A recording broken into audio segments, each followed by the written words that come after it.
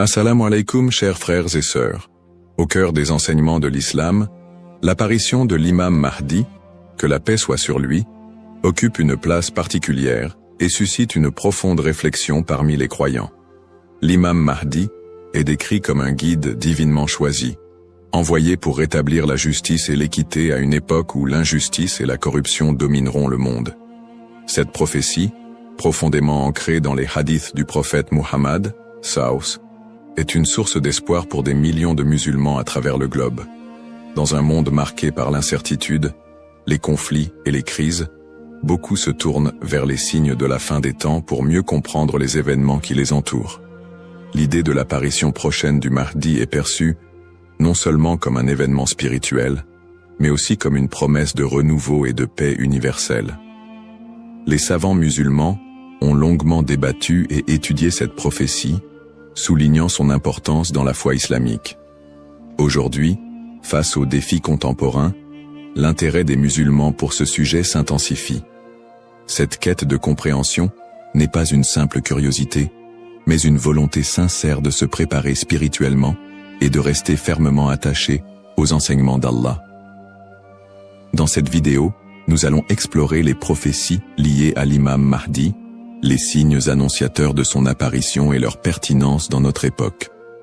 Avant de commencer cette vidéo, n'oubliez pas de liker cette vidéo, car cela nous donne beaucoup de force pour continuer à partager du contenu bénéfique. Et je vous invite à vous abonner à notre chaîne et d'activer la cloche de notification pour rester informé de nos prochaines publications sur la foi islamique. Merci et bonne vidéo. Les sources sur l'imam Mahdi. L'histoire et le rôle de l'imam Mahdi, que la paix soit sur lui, sont tirés des enseignements prophétiques et occupent une place importante dans la tradition islamique. Bien que le Coran ne mentionne pas directement l'imam Mahdi, de nombreux hadiths authentiques du prophète Muhammad, sallam, mettent en lumière son apparition future. Ces textes constituent les principales sources de compréhension sur ce sujet. Parmi les hadiths largement acceptés par les savants, on trouve celui rapporté par Abu Saïd al-Khudri, qu'Allah soit satisfait de lui, où le prophète, Saus, a dit « Le jour de la résurrection ne viendra pas avant qu'Allah n'envoie un homme de ma descendance, dont le nom sera comme le mien, et dont le nom du Père sera comme celui de mon Père.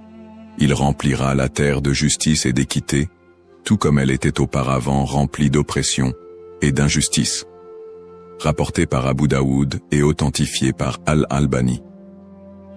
Un autre hadith rapporté par Salama, qu'Allah soit satisfait d'elle, mentionne « Le Mahdi viendra de ma descendance, de la lignée de Fatima. » Sunan Ibn Majah, Sahih, selon Al-Albani.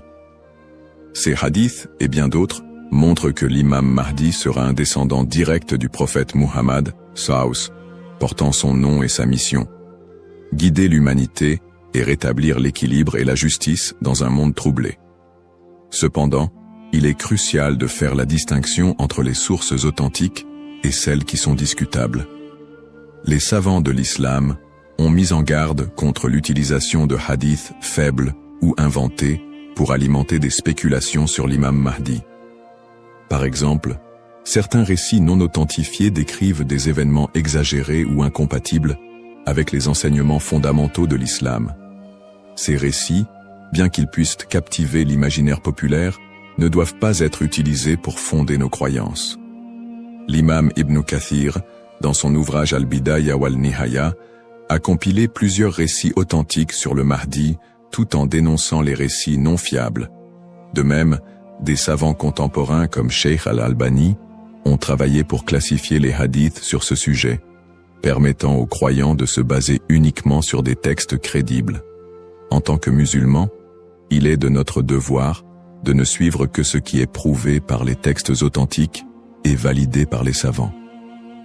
L'imam Mahdi est une figure réelle dans la foi islamique, mais les spéculations et exagérations doivent être évitées. La connaissance vérifiée, transmise par des chaînes de narration fiables, est essentielle pour une compréhension correcte. Ainsi, avant de discuter ou de croire à certaines affirmations concernant l'imam Mahdi, il est important de se référer aux sources validées et d'agir avec prudence. Ce sujet n'est pas un espace pour les opinions personnelles ou les interprétations hasardeuses, mais plutôt une opportunité d'approfondir notre foi avec sérieux et sincérité. Les signes avant-coureurs de son apparition. L'apparition de l'imam Mahdi, que la paix soit sur lui, sera précédée de nombreux signes prophétiques annoncés par le prophète Muhammad, s.a.w. Ces signes, regroupés en deux catégories principales, majeurs et mineurs, servent d'indicateurs pour les croyants. Ils rappellent l'approche de la fin des temps et l'importance de se préparer spirituellement. Les signes mineurs de la fin des temps.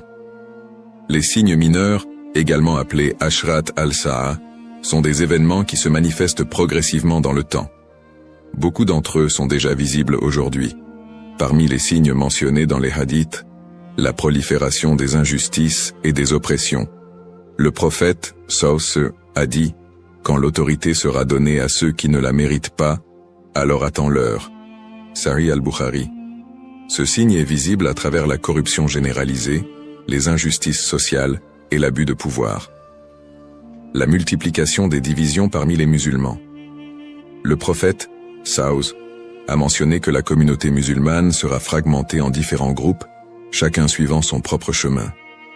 L'apparition d'innovations religieuses et la négligence de la sunna les croyants délaisseront les enseignements du Coran et de la sunna, tandis que les innovations deviendront courantes. L'expansion des richesses matérielles mais une pauvreté spirituelle. Dans un hadith rapporté par Abu Huraira, R.A., le prophète, s.a.w. a dit « L'heure ne viendra pas avant que la richesse ne devienne abondante au point que personne n'acceptera une aumône. » Sahih al-Bukhari. La dégradation des mœurs. Les valeurs morales seront mises de côté, et les comportements immoraux deviendront monnaie courante. Ces signes, bien qu'inquiétants, sont aussi une opportunité pour les croyants de retourner vers Allah, de se repentir et de renforcer leur foi. Les signes majeurs de la fin des temps. Les signes majeurs sont des événements extraordinaires et universels qui marqueront une étape décisive avant l'apparition de l'imam Mahdi et le jour du jugement. Parmi ces signes, la montée de grands troubles et conflits mondiaux. Des guerres intenses et des désordres sans précédent se propageront, causant chaos et destruction. L'émergence du Dajjal, l'Antéchrist. Le Dajjal apparaîtra comme un grand trompeur, prétendant être divin. Il sera un test majeur pour les croyants. L'imam Mahdi sera un guide spirituel crucial pour affronter cette épreuve. L'apparition d'un feu en Arabie, le prophète, s.a.w. a dit « L'heure ne viendra pas avant qu'un feu ne sorte du Hijaz et éclaire les coups des chameaux à Bousra. » Sahih al-Bukhari. Le lever du soleil à l'ouest.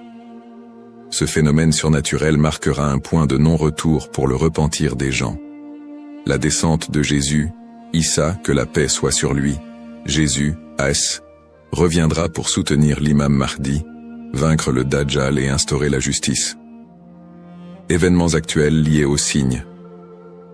De nombreux croyants se demandent si les événements contemporains, tels que les catastrophes naturelles, les pandémies, les guerres et l'érosion des valeurs morales, pourraient être liés à ces signes prophétiques. Bien que certains événements puissent sembler correspondre, il est important de rappeler que seul Allah connaît le moment exact de la réalisation de ces prophéties. Interprétation des signes par les savants. Les savants islamiques soulignent que les signes de la fin des temps ne doivent pas être interprétés littéralement ni utilisés pour prédire des dates précises. Leur rôle est de renforcer notre foi et de nous rappeler l'impermanence de ce monde.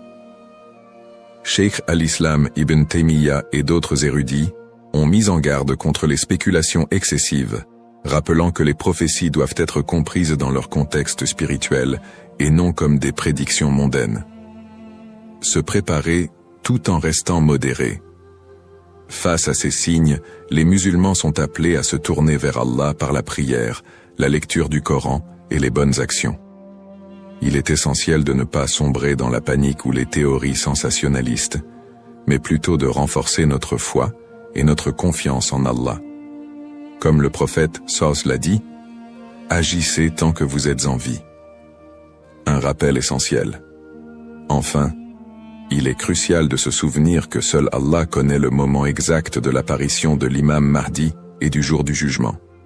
Le rôle du croyant est de se préparer spirituellement et d'agir pour le bien, sans céder aux inquiétudes ou à l'impatience. Qui est l'imam Mahdi? L'imam Mahdi, que la paix soit sur lui, est une figure centrale des prophéties islamiques liées à la fin des temps.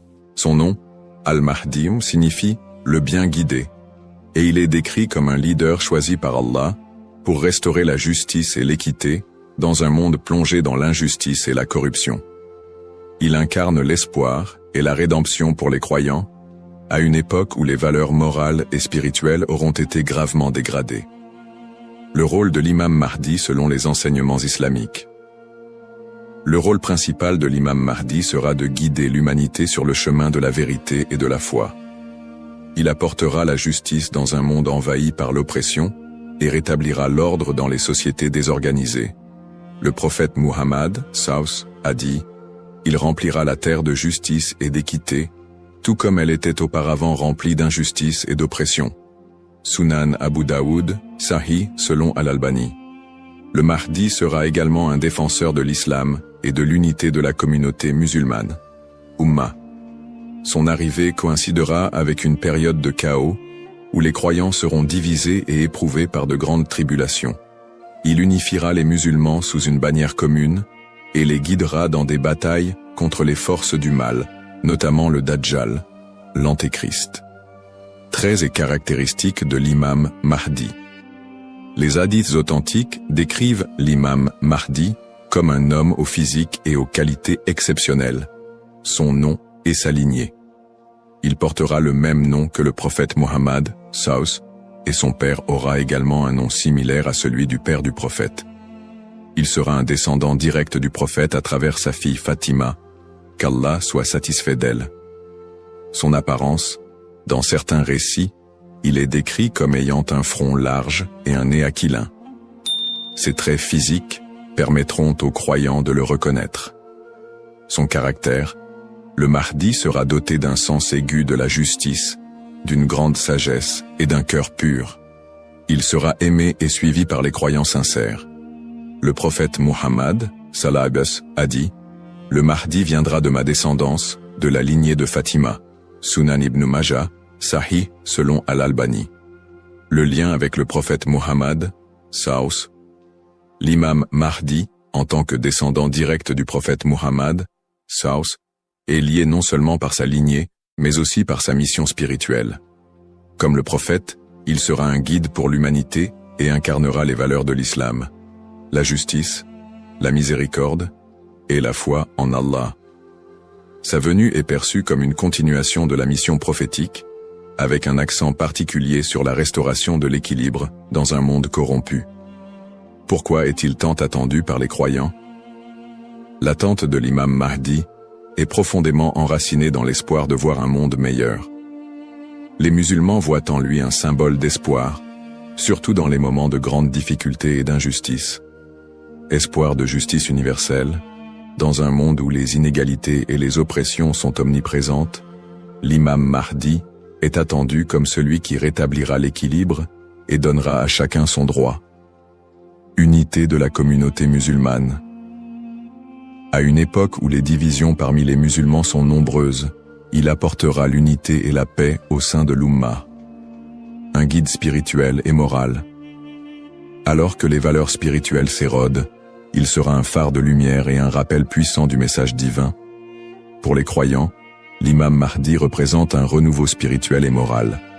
Sa venue n'est pas simplement un événement futur, mais un rappel constant de l'importance de rester attaché à sa foi, de cultiver la justice et d'agir en tant que serviteur d'Allah. Un rappel essentiel. Bien que l'attente du Mahdi soit source d'espoir, il est important de se rappeler qu'Allah seul connaît le moment de son apparition. Comme le prophète Muhammad, Saus, l'a dit, il viendra au moment qu'Allah aura choisi pour lui. Cette croyance nous rappelle de nous concentrer sur nos propres actions et de renforcer notre foi en préparation à cet événement majeur. Le rôle du croyant en attendant l'imam Mahdi. L'attente de l'imam Mahdi, que la paix soit sur lui, est une réalité profondément ancrée dans la foi islamique. Cependant, cette attente ne doit pas être perçue comme une justification pour l'inaction ou la passivité. Au contraire, le croyant est appelé à renforcer sa foi, ses bonnes actions et son lien avec Allah dans cette période d'attente. Se concentrer sur ses propres actes et sa foi. L'attente de l'imam Mahdi ne signifie pas que les croyants doivent simplement espérer un changement sans agir. Allah nous rappelle dans le Coran, certes, Allah ne modifie pas l'état d'un peuple tant qu'il ne modifie pas ce qui est en eux-mêmes. Sourate Ar-Ra'd 13-11. Cela implique que chaque croyant doit se concentrer sur l'amélioration de ses propres actes, de sa foi et de son comportement. L'imam Mahdi ne viendra pas pour accomplir ce que nous négligeons, mais pour guider une communauté déjà engagée dans la voie d'Allah. Pratique recommandée pour le croyant. En attendant l'imam Mahdi, le croyant doit s'efforcer de maintenir une relation forte et constante avec son Créateur. Voici quelques pratiques essentielles. La prière, salat. La prière est le pilier central de l'islam et le premier acte dont le croyant sera jugé. L'accomplissement régulier des prières obligatoires et surérogatoires est crucial pour renforcer notre foi. Le dhikr, évocation d'Allah, multiplier les invocations et les rappels d'Allah, permet de purifier le cœur et de rester connecté à lui, même dans les moments difficiles. Le prophète Saus a dit, « Le meilleur rappel est « La ilaha illa Allah » Il n'y a de Dieu qu'Allah. La lecture du Coran. Le Coran est la lumière et la guidance pour tout croyant. Sa lecture régulière, accompagnée de méditation sur ses significations, est essentielle pour maintenir un lien avec les enseignements divins. Le tawakkul, confiance en Allah. Face aux épreuves, le croyant doit placer sa confiance totale en Allah, tout en faisant les efforts nécessaires pour s'améliorer. Agir et être un modèle de vertu. L'attente de l'imam Mahdi n'est pas une excuse pour négliger nos responsabilités personnelles, sociales ou spirituelles. Au contraire, chaque croyant doit être un modèle de vertu et d'excellence dans tous les aspects de sa vie. Dans sa famille, en éduquant ses enfants dans les valeurs islamiques et en maintenant une atmosphère de piété et d'amour. Dans sa communauté, en participant à des œuvres caritatives, en favorisant l'unité et en soutenant ceux qui en ont besoin.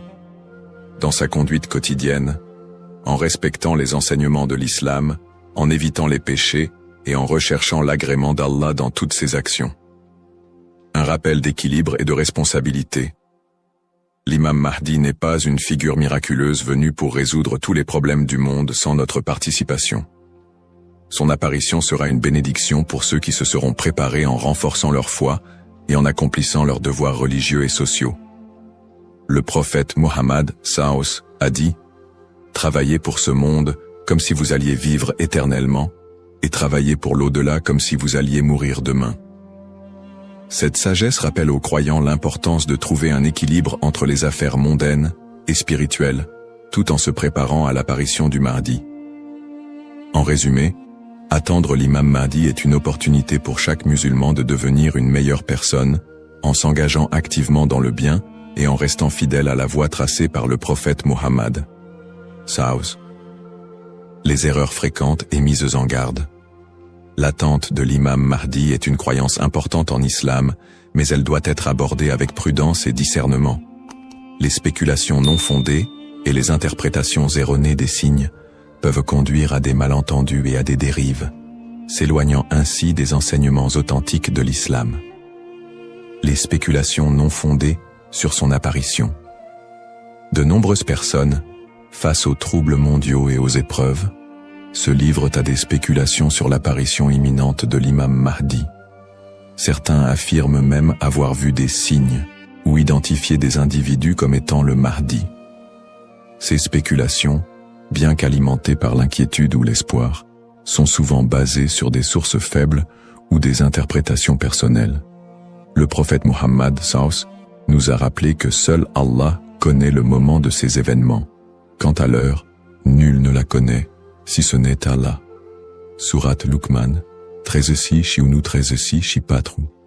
Il est donc essentiel de rester vigilant face à ceux qui prétendent connaître des détails précis ou fixer des dates, car cela va à l'encontre des enseignements islamiques. Les dangers d'interpréter les événements sans preuves solides. L'histoire a montré que certains individus ou groupes ont abusé de la croyance en l'imam Mahdi pour manipuler les gens, provoquer des divisions ou instaurer des mouvements extrémistes. Ces interprétations sans fondement solide peuvent semer la confusion et détourner les croyants de leur foi. Les savants mettent en garde contre l'interprétation erronée des textes prophétiques sans une connaissance approfondie. L'utilisation des événements actuels pour affirmer des prophéties sans preuves solides. La propagation de fausses informations ou d'idéologies qui ne reposent pas sur le Coran et la Sunna. Les conseils des savants pour éviter les dérives. Pour se prémunir contre ces erreurs, les savants recommandent les points suivants. S'appuyer sur les sources authentiques, étudier les hadiths authentiques et éviter les récits douteux ou faibles.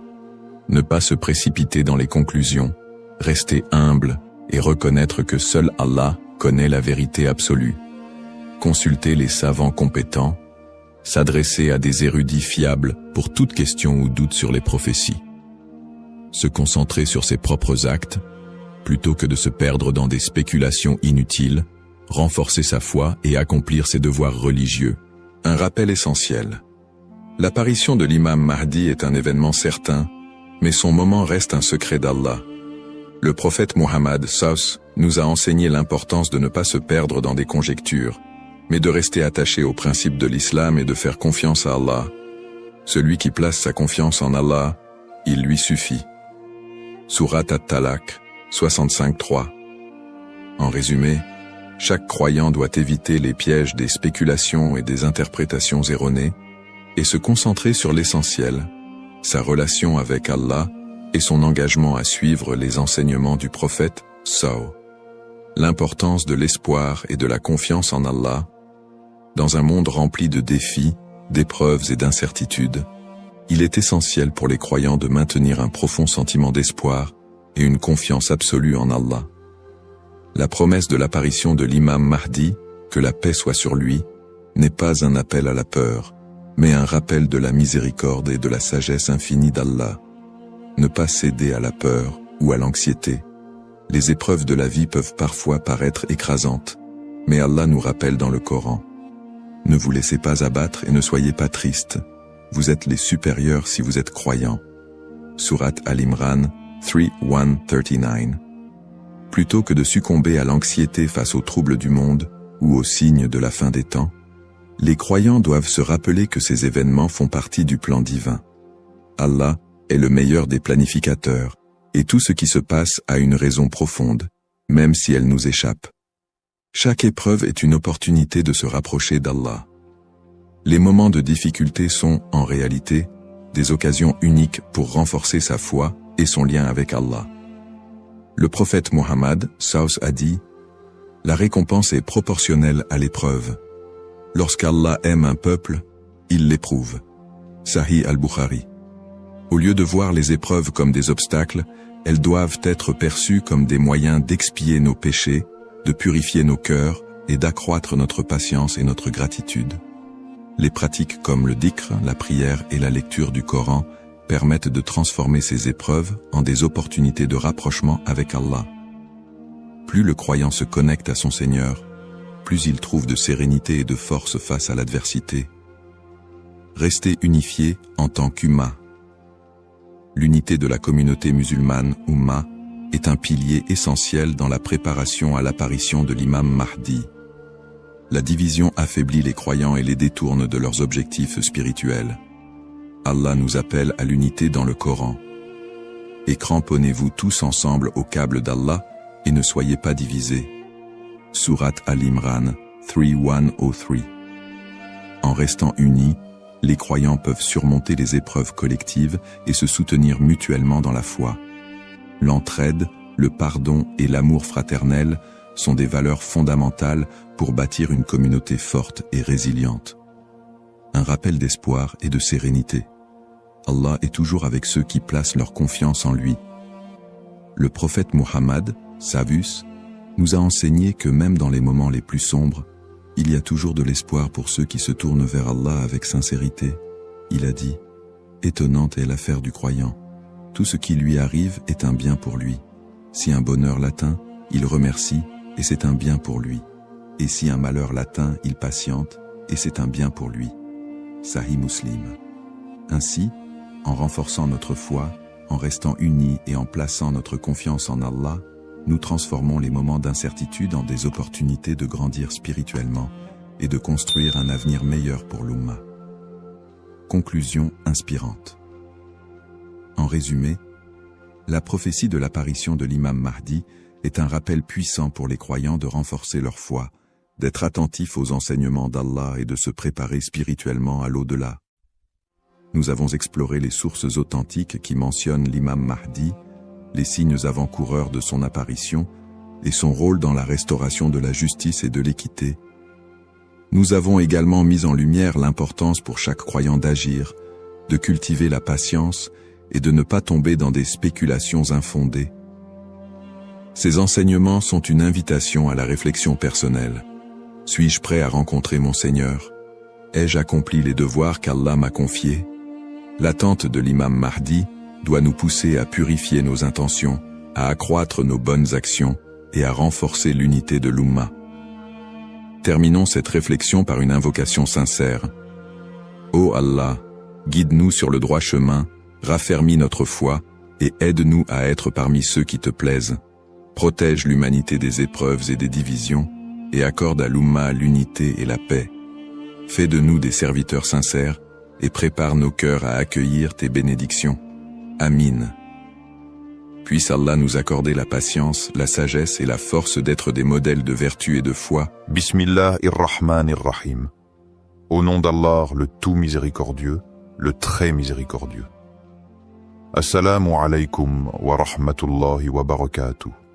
Que la paix, la miséricorde et les bénédictions d'Allah soient nuptiaux pour vous tous. Le Ramadan est là. Un mois béni, un mois où chaque seconde est précieuse, où chaque souffle peut être une adoration, et où chaque invocation peut changer une destinée. Mais avez-vous déjà pensé aux doigts que vous faites chaque soir? Le prophète nous a enseigné que les invocations d'un jeûneur ne restent jamais sans réponse. Imaginez. Chaque soir, après une journée de jeûne, à l'instant où votre âme est la plus pure, vous avez une opportunité unique de vous rapprocher d'Allah, d'effacer vos péchés et d'attirer sa miséricorde infinie. Mais quels sont les meilleurs doigts à réciter chaque soir? Comment être sûr que nos invocations sont aimées d'Allah et acceptées? Aujourd'hui, nous allons voir 3 doigts puissantes à réciter chaque soir du Ramadan, des invocations qui touchent le cœur et élèvent l'âme. Ces paroles, si vous les prononcez avec sincérité, peuvent illuminer votre vie et changer votre destinée. Alors restez bien jusqu'à la fin. Avant de commencer cette vidéo, n'oubliez pas de liker cette vidéo, car cela nous donne beaucoup de force pour continuer à partager du contenu bénéfique. Et je vous invite à vous abonner à notre chaîne et d'activer la cloche de notification pour rester informé de nos prochaines publications sur la foi islamique. Partagez-la avec vos proches et laissez un commentaire pour me dire ce que vous en pensez. Merci et bonne vidéo. La puissance des doigts pendant le Ramadan. Le mois de Ramadan est bien plus qu'un simple mois de jeûne. C'est un moment de connexion profonde avec Allah, une opportunité unique pour que nos prières soient exaucées. En effet, Allah nous a promis dans le Coran, « Et quand mes serviteurs t'interrogent à mon sujet, alors je suis tout proche, je réponds à l'appel de celui qui m'invoque quand il m'appelle. » Sourate Al-Baqarah 246. Ce verset est d'autant plus significatif qu'il se trouve au cœur des passages qui parlent du jeûne du Ramadan, comme si Allah nous rappelait que ce mois béni est un moment où ses portes sont grandes ouvertes pour accueillir nos supplications. Pourquoi les doigts ont un impact particulier pendant le Ramadan? 1. Les portes du ciel sont ouvertes. Selon un hadith rapporté par Al-Bukhari et Muslim, le prophète a dit « Quand vient le mois de Ramadan, les portes du paradis s'ouvrent, celles de l'enfer se ferment et les diables sont enchaînés.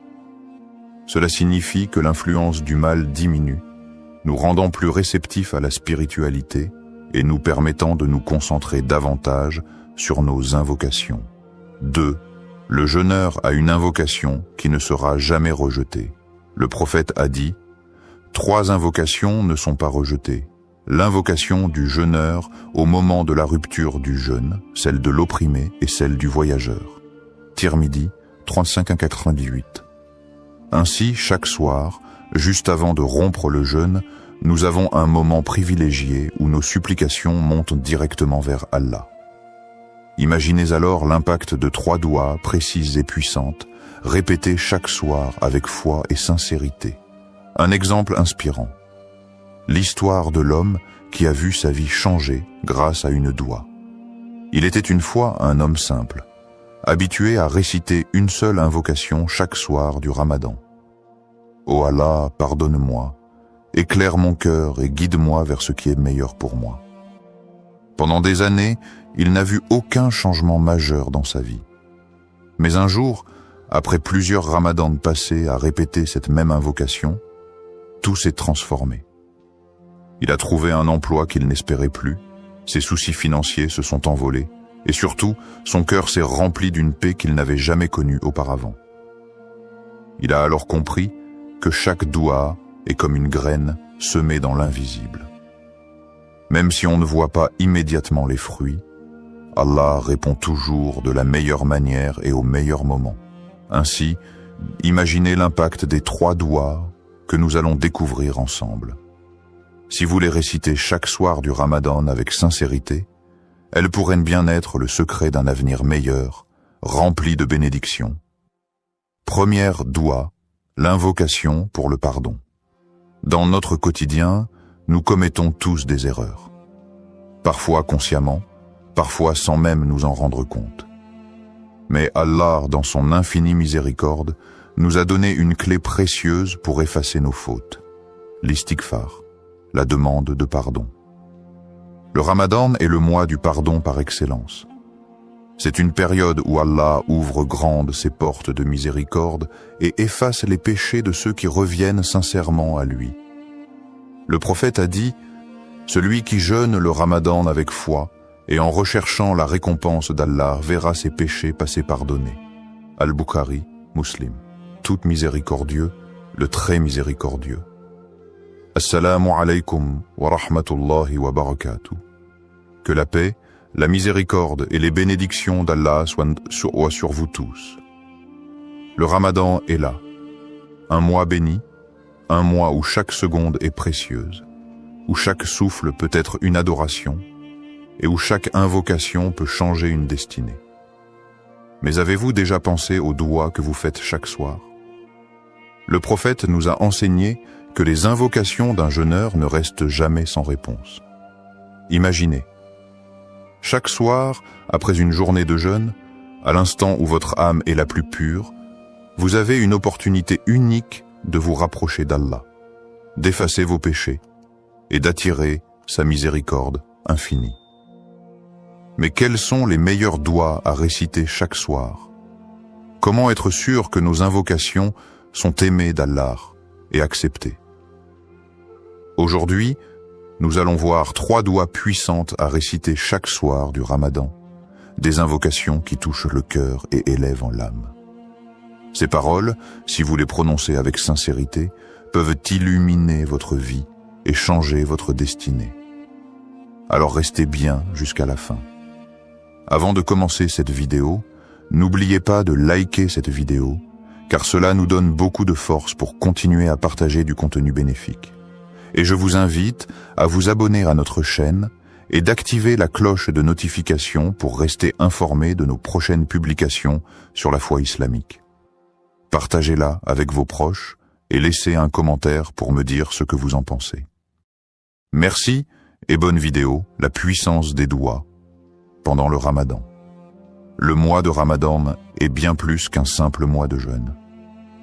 C'est un moment de connexion profonde avec Allah, une opportunité unique pour que nos prières soient exaucées.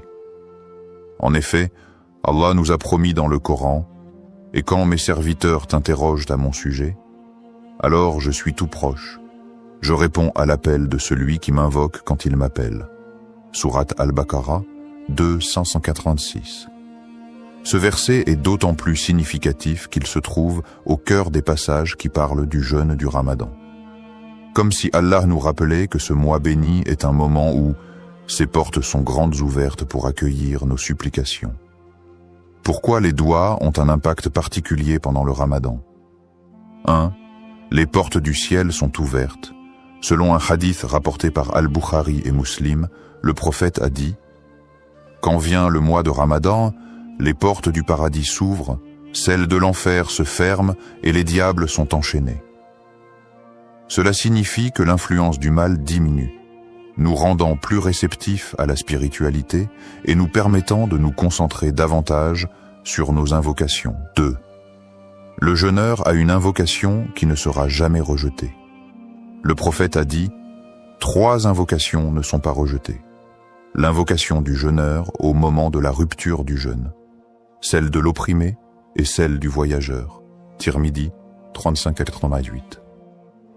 Ainsi, chaque soir, juste avant de rompre le jeûne, nous avons un moment privilégié où nos supplications montent directement vers Allah. Imaginez alors l'impact de 3 doigts précises et puissantes, répétées chaque soir avec foi et sincérité. Un exemple inspirant. L'histoire de l'homme qui a vu sa vie changer grâce à une doua. Il était une fois un homme simple, habitué à réciter une seule invocation chaque soir du Ramadan. « Ô Allah, pardonne-moi, éclaire mon cœur et guide-moi vers ce qui est meilleur pour moi. » Pendant des années, il n'a vu aucun changement majeur dans sa vie. Mais un jour, après plusieurs ramadans passés à répéter cette même invocation, tout s'est transformé. Il a trouvé un emploi qu'il n'espérait plus, ses soucis financiers se sont envolés, et surtout, son cœur s'est rempli d'une paix qu'il n'avait jamais connue auparavant. Il a alors compris que chaque doua est comme une graine semée dans l'invisible. Même si on ne voit pas immédiatement les fruits, Allah répond toujours de la meilleure manière et au meilleur moment. Ainsi, imaginez l'impact des 3 douas que nous allons découvrir ensemble. Si vous les récitez chaque soir du Ramadan avec sincérité, elles pourraient bien être le secret d'un avenir meilleur, rempli de bénédictions. Première doua, l'invocation pour le pardon. Dans notre quotidien, nous commettons tous des erreurs. Parfois consciemment, parfois sans même nous en rendre compte. Mais Allah, dans son infinie miséricorde, nous a donné une clé précieuse pour effacer nos fautes. L'istighfar, la demande de pardon. Le Ramadan est le mois du pardon par excellence. C'est une période où Allah ouvre grandes ses portes de miséricorde et efface les péchés de ceux qui reviennent sincèrement à lui. Le prophète a dit « Celui qui jeûne le Ramadan avec foi et en recherchant la récompense d'Allah verra ses péchés passés pardonnés. » Al-Bukhari, Muslim. Tu es celui qui efface les péchés. Tu aimes le pardon, alors pardonne-moi. Tirmidhi 3513. C'est cette invocation que le prophète a enseignée à Aïcha, radiyallahu anha, lorsqu'elle lui a demandé « Ô messageur d'Allah, si je trouve la nuit du destin, que dois-je dire ?» Il lui répondit avec cette doua puissante. Pourquoi demander pardon chaque soir du Ramadan? 1. Allah aime pardonner. Le pardon d'Allah est immense. Même si nos péchés atteignaient les cieux, Allah les effacerait si nous nous tournons sincèrement vers lui. Il dit dans le Coran, 10. Ô mes serviteurs qui avez commis des excès à votre propre détriment, ne désespérez pas de la miséricorde d'Allah. Car Allah pardonne tous les péchés. Oui, c'est lui le pardonneur, le très miséricordieux. Sourate Az-Zumar 39-53. 2. Un cœur purifié attire les bénédictions. Demander pardon chaque soir, c'est nettoyer son cœur avant de dormir et attirer la lumière divine. Imaginez-vous aller au lit en sachant que vos erreurs de la journée ont été effacées. Quelle tranquillité d'âme. 3. Le pardon ouvre les portes du succès. L'istighfar n'efface pas seulement les péchés, mais il attire aussi la prospérité et le bonheur. Le prophète Nour alayhi salam a dit à son peuple: « Implorez le pardon de votre Seigneur. En vérité, il est grand pardonneur. Il enverra sur vous du ciel des pluies abondantes. Il vous accordera beaucoup de biens et d'enfants, et vous donnera des jardins et des rivières. » Sourate Nour, 71, 10, 12. Une histoire inspirante sur la puissance du pardon d'Allah. Un homme pieux avait un passé sombre. Il avait commis de nombreux péchés, mais il avait une habitude. Chaque soir, avant de dormir, il demandait sincèrement pardon à Allah. Une nuit, il fit un rêve étrange. Il vit une immense mer remplie d'encre noire, représentant ses péchés. Pris de panique, il se mit à pleurer et à implorer Allah. « Ô Allah, pardonne-moi, je suis perdu sans toi. » Soudain, une pluie dorée tomba du ciel, effaçant toute l'encre noire et laissant place à une eau cristalline. Une voix lui dit: « Ton pardon sincère a purifié ton âme comme cette pluie a lavé la mer. » À son réveil, il se sentit léger, apaisé comme libéré d'un fardeau. Il comprit alors que chaque istighfar n'est pas juste une parole, mais un acte qui transforme notre destinée. Conclusion. Adoptez cette habitude chaque soir. Chaque soir du Ramadan, prenez quelques secondes pour réciter cette doua avec sincérité. Vous verrez votre cœur s'apaiser, votre foi se renforcer et votre vie s'embellir. Et si ce Ramadan était le début d'un nouveau départ pour vous, ne sous-estimez jamais la puissance d'un simple istighfar. Deuxième doua, l'invocation pour la guidance et la lumière d'Allah. Dans un monde rempli d'incertitudes, d'épreuves et de tentations, nous avons un besoin constant de la lumière et de la guidance d'Allah. Sans cette lumière divine, nous risquons de nous égarer, de prendre de mauvaises décisions et de sombrer dans le doute et l'anxiété. Le Ramadan est un moment idéal pour rechercher la guidance divine, car c'est le mois où le Coran a été révélé comme une lumière pour l'humanité. Allah nous rappelle dans le Saint-Coran: « Ce livre, nul doute, est une guidance pour les pieux. » Sourate Al-Baqarah 2.2. Alors, quelle invocation peut nous aider à rester sur le droit chemin et à recevoir la lumière d'Allah dans nos cœurs et nos vies? La doua à réciter chaque soir pour la guidance et la lumière. Allahum ajal fi qalbi noura, wa fi lisani noura, wa fi sam'i noura, wa fi basari noura, wa min fawqi noura, wa min tahti noura, wa an yamini noura, wa an shamali noura, wa min amami noura, wa min khalfi noura, wa ajalli noura. Allahumma ajal fi qalbi nouran, wa fi lisani nouran, وفي سمعي نوران وفي بصري نوران ومن فوقي نوران ومن تحتي نوران وعن يميني نوران وعن شمالي نوران ومن أمامي نوران ومن خلفي نوران وجلي نوران. Ô Allah, mets dans mon cœur une lumière, sur ma langue une lumière, dans mon ouïe une lumière, dans ma vue une lumière, au-dessus de moi une lumière, en dessous de moi une lumière, à ma droite une lumière, à ma gauche une lumière, devant moi une lumière, derrière moi une lumière, et mets en moi une lumière. Rapporté par Muslim, 763. Cette invocation, récitée par le prophète, est une prière profonde qui demande à Allah de remplir notre être et notre vie de sa lumière divine. Pourquoi cette doua est-elle si puissante? Elle renforce la foi et éloigne les doutes. Dans un monde où nous sommes sans cesse confrontés aux doutes et aux épreuves, cette invocation nous donne une direction claire et nous protège du désespoir. Allah dit: « Allah est le protecteur de ceux qui croient, il les fait sortir des ténèbres vers la lumière. » Sourate Al-Baqarah 2.257 2. Elle éloigne la tristesse et l'angoisse. Parfois, nous nous sentons perdus, tristes, vides spirituellement. Cette doua est comme une lampe qui éclaire notre cœur, en apportant sérénité et apaisement. 3. Elle nous guide dans nos décisions, dans la vie, nous sommes amenés à faire des choix difficiles. Cette invocation demande à Allah de nous montrer la meilleure voie, celle qui nous rapproche de lui et qui est remplie de sagesse et de paix.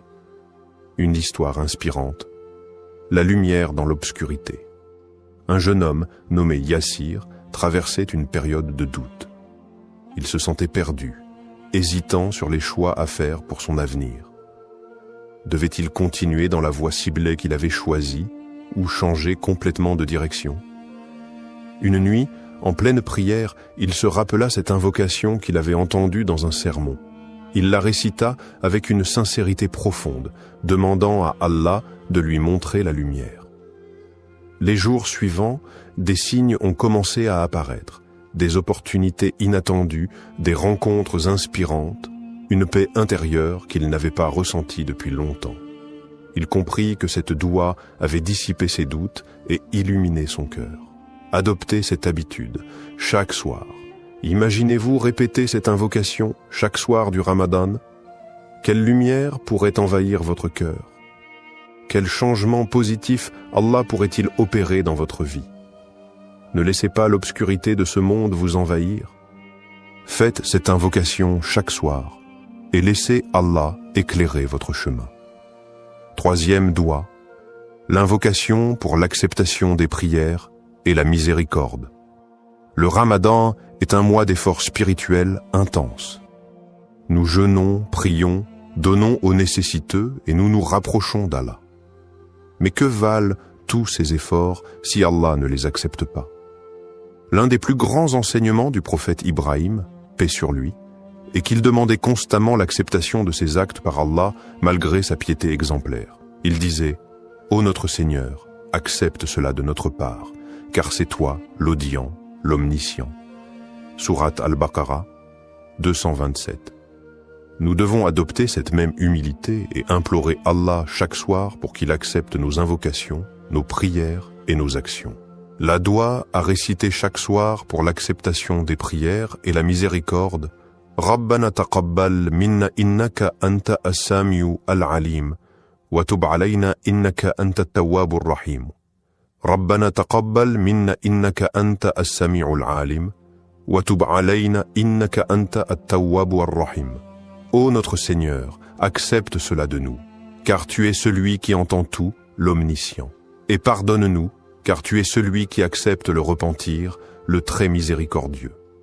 Sourate Al-Baqarah, 227 à 228. Pourquoi cette doua est-elle essentielle? Aucune action n'a de valeur si elle n'est pas acceptée. Ce n'est pas la quantité de nos actes qui compte, mais l'acceptation d'Allah. Un petit acte sincère peut peser plus lourd qu'une montagne d'actions faites sans sincérité. 2. Elle nous rappelle l'importance de l'humilité. Peu importe nos efforts, nous devons toujours revenir à Allah en lui demandant d'accepter nos actions et de nous pardonner nos manquements. 3. Elle renforce notre lien avec Allah. En demandant chaque soir l'acceptation de nos prières et de nos bonnes actions, nous restons connectés à Allah et développons une plus grande conscience spirituelle. Une histoire inspirante. L'homme dont les doigts ont changé la vie. Il y avait une femme pieuse, nommée Aïcha, qui jeûnait chaque Ramadan avec beaucoup de ferveur. Elle priait longuement la nuit, donnait en aumône et multipliait les bonnes actions, mais au fond d'elle, elle doutait. Allah accepterait-il vraiment ses efforts? Un jour, elle entendit un érudit dire « L'important n'est pas seulement de prier et de jeûner, mais de demander sans cesse à Allah d'accepter ses actions, car un acte non accepté est comme une graine qui n'a pas germé. » Cette parole la toucha profondément. Dès lors, chaque soir du Ramadan, elle ajouta cette invocation à ses prières. Elle se remit en question, cherchant davantage la sincérité et l'amour d'Allah dans chacun de ses actes.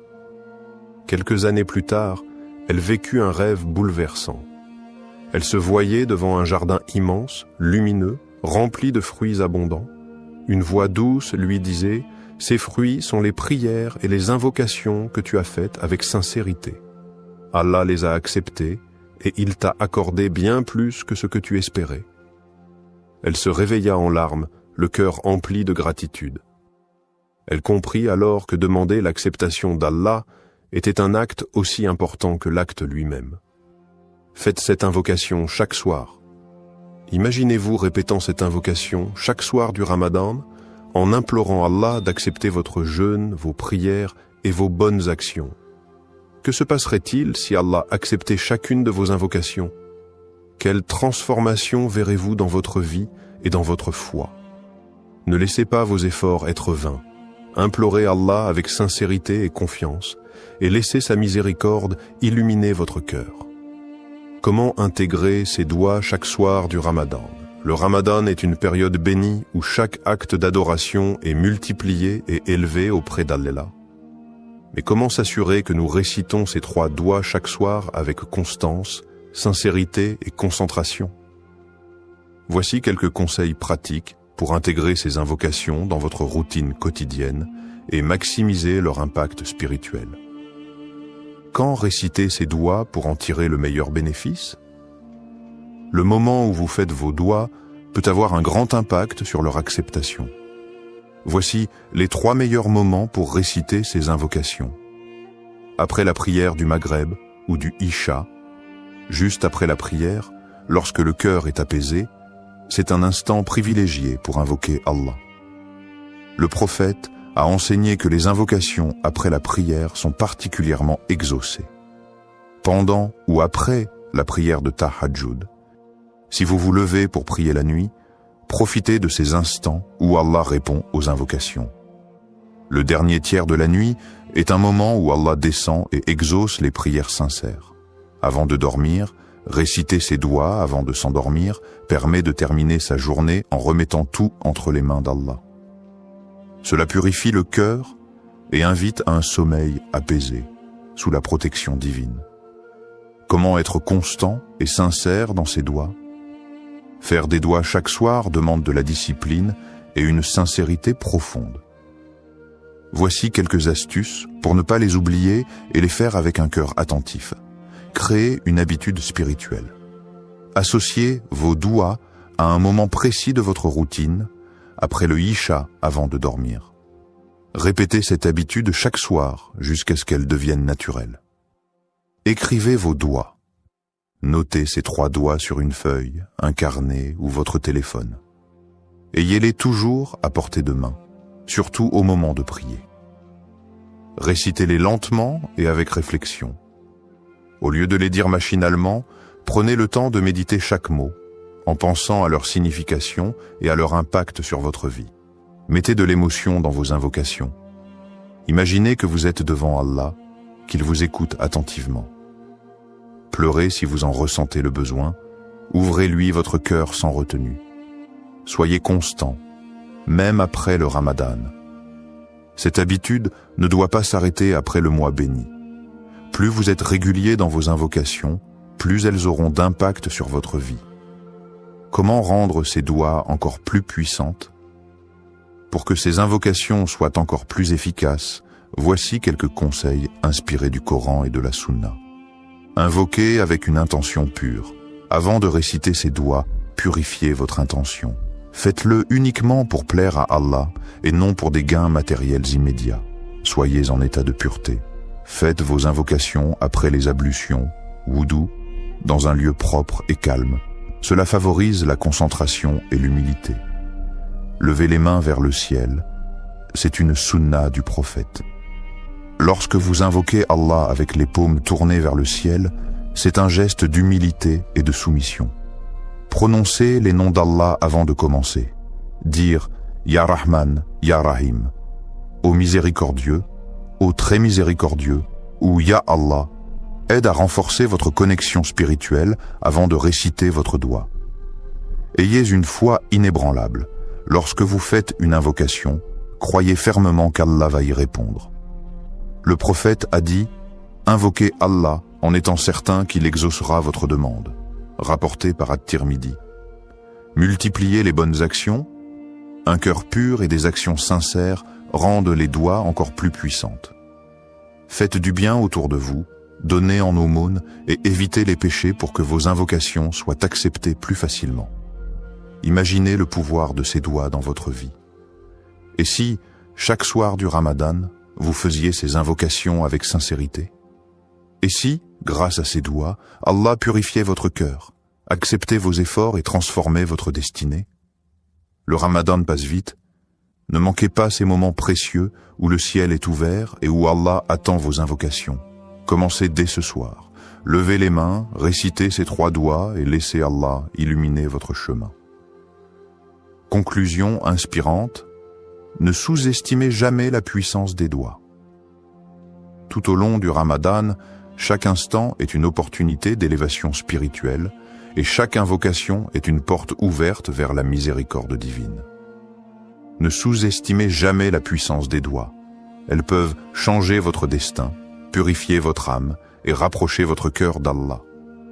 Le prophète a dit « L'invocation est l'essence même de l'adoration », rapporté par At-Tirmidhi. Cela signifie que chaque parole que vous adressez à Allah est entendue. Chaque supplication est précieuse. Et chaque sincérité dans vos invocations est une lumière ajoutée à votre cœur. Faites de ces doigts votre arme spirituelle. Imaginez un instant, si chaque soir du Ramadan, vous leviez les mains avec sincérité, si vous demandiez pardon à Allah, imploriez sa guidance et suppliez qu'il accepte vos efforts, comment votre vie pourrait-elle changer ?